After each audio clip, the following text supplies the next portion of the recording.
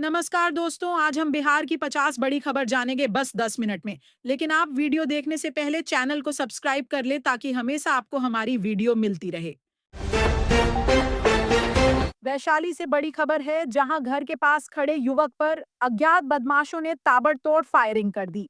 युवक को अस्पताल ले जाया गया, लेकिन इलाज के दौरान उसकी मौत हो गई।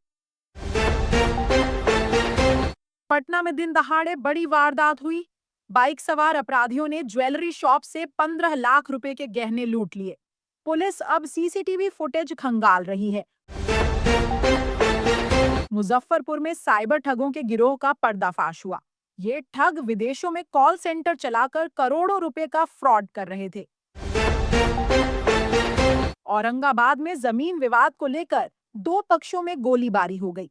इसमें एक की मौत हो गई और दो लोग गंभीर रूप से घायल हैं। गया से खबर है कि पुलिस ने महिला से दुष्कर्म के आरोपी को सिर्फ 24 घंटे में गिरफ्तार कर लिया। ग्रामीणों की सूचना पर कार्रवाई हुई। सहरसा में बैंक लूट की बड़ी साजिश विफल हुई। पुलिस ने हथियार और नकली लाइसेंस के साथ 3 अपराधियों को पकड़ा है। दरभंगा में शराब तस्करों पर बड़ी कार्रवाई हुई। पुलिस ने 500 लीटर से ज्यादा देशी शराब बरामद की और 4 लोग गिरफ्तार किए।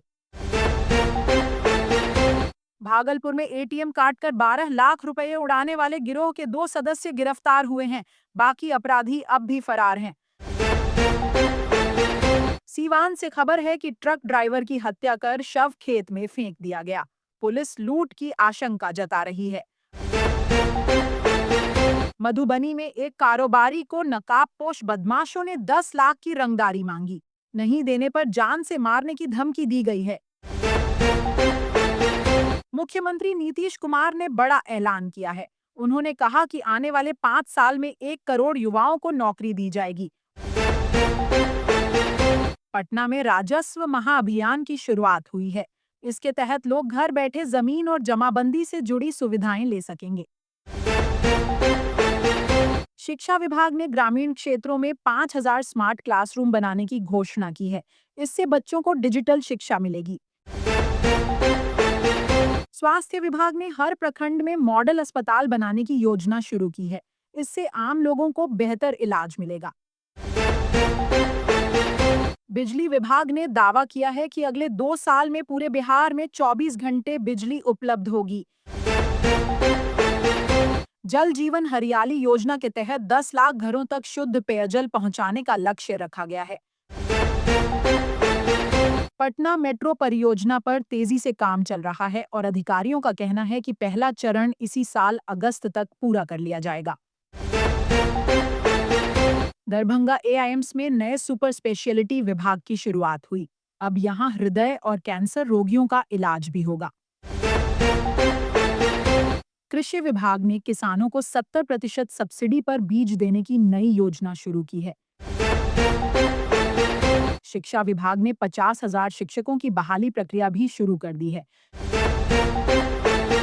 कांग्रेस नेता राहुल गांधी ने बिहार से वोट अधिकार यात्रा की शुरुआत की है। यह यात्रा 23 जिलों में जाएगी। बीजेपी ने इस यात्रा को चुनावी स्टंट करार दिया और कहा कि जनता राहुल गांधी के बहकावे में नहीं आएगी। जेडीयू नेताओं ने नीतीश कुमार के रोजगार वादे को बिहार के विकास की नई शुरुआत बताया है। वहीं राजद ने नीतीश सरकार पर हमला बोला और कहा कि रोजगार के वादे पहले भी किए गए लेकिन पूरे नहीं हुए। लोजपा पारस गुट ने पटना में रैली की और दावा किया कि बिहार की राजनीति में युवा निर्णायक भूमिका निभाएंगे। कांग्रेस और वाम दलों ने प्रेस कॉन्फ्रेंस कर वोट अधिकार यात्रा को समर्थन देने की घोषणा की। बीजेपी ने पटना में गरीब कल्याण सम्मेलन आयोजित किया और केंद्र सरकार की योजनाओं को जनता तक पहुंचाया। नीतीश कुमार ने विपक्ष पर हमला बोलते हुए कहा कि उनकी राजनीति सिर्फ नकारात्मक सोच पर आधारित है। पटना में विभिन्न विपक्षी दलों ने महंगाई के खिलाफ विरोध मार्च निकाला। आगामी विधानसभा चुनाव को देखते हुए सभी दल बूथ स्तर पर संगठन मजबूत करने में जुट गए हैं। पटना में बारिश से कई इलाकों में जल जमाव की स्थिति बन गई। लोगों को आने जाने में दिक्कत हुई। गंगा नदी का जलस्तर पटना और भागलपुर में खतरे के निशान से ऊपर पहुंच गया। बाढ़ प्रबंधन विभाग ने अलर्ट जारी किया है। दरभंगा में बाढ़ से सैकड़ों गांव प्रभावित हुए हैं। हजारों लोगों को राहत शिविरों में शिफ्ट किया गया। सुपौल में आंधी तूफान से कई पेड़ और बिजली के खंभे गिर गए। बिजली आपूर्ति ठप हो गई। छपरा में गणेश चतुर्थी की तैयारी जोरों पर है। बाजारों में भारी भीड़ देखने को मिल रही है। पूर्णिया के किसान धान की फसल बचाने के लिए नहरों से पानी छोड़ने की मांग कर रहे हैं। पटना एयरपोर्ट पर सुरक्षा कड़ी कर दी गई है। यात्रियों की जांच के लिए नए स्कैनर लगाए गए। गया के बौद्ध स्थल पर बड़ी संख्या में श्रद्धालु पहुंचे। विदेशी पर्यटकों की भीड़ भी बढ़ रही है। सीतामढ़ी में नेपाल सीमा से बड़ी मात्रा में प्रतिबंधित दवाइयां जब्त की गई हैं। भागलपुर में विक्रमशिला विश्वविद्यालय के पुनर्निर्माण कार्य की शुरुआत हो गई है। पटना में Bihar Premier League cricket tournament की घोषणा हुई। इसमें 8 टीमें भाग लेंगी। दरभंगा में मिथिला पेंटिंग फेस्टिवल का आयोजन हुआ। सैकड़ों कलाकारों ने इसमें हिस्सा लिया।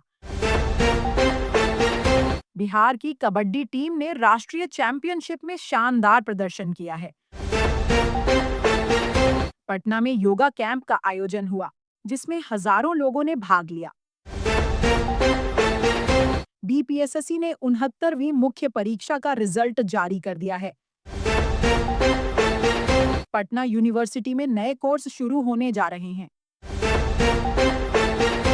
बिहार बोर्ड ने इंटर परीक्षा की तिथि घोषित कर दी है। नालंदा ओपन यूनिवर्सिटी ने डिजिटल क्लासेस की शुरुआत की है। राज्य सरकार ने युवाओं को स्टार्टअप खोलने के लिए 10 लाख रुपए तक की आर्थिक मदद देने की घोषणा की है। राहुल गांधी की वोट अधिकार यात्रा तीसरे दिन भी जारी है। नवादा और शेखपुरा में भारी जनसंग्रह के साथ उन्होंने 65 लाख वोटरों के नाम हटाए जाने का आरोप लगाया और एसआईआर प्रक्रिया पर सवाल उठाए हैं। आरजेडी नेता तेजस्वी यादव ने राहुल का समर्थन करते हुए नया बिहार बनाने का आश्वासन दिया है।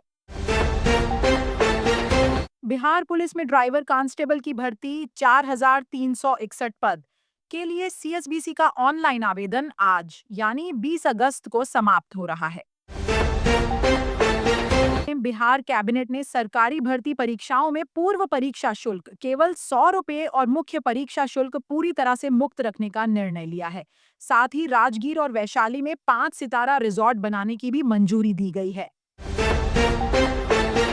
पुरुष यातायात और सुविधाओं को देखते हुए पटना में स्थित बैरिया बस स्टैंड को अगले महीने से बड़ा रूप दिया जाएगा।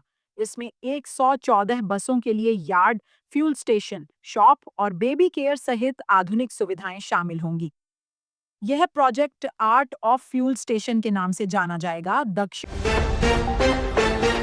और मध्य बिहार के कई जिलों में भारी बारिश की संभावना के चलते ऑरेंज अलर्ट जारी हुआ है, जबकि पूर्वी बिहार और सीमांचल में येलो अलर्ट जारी किया गया है।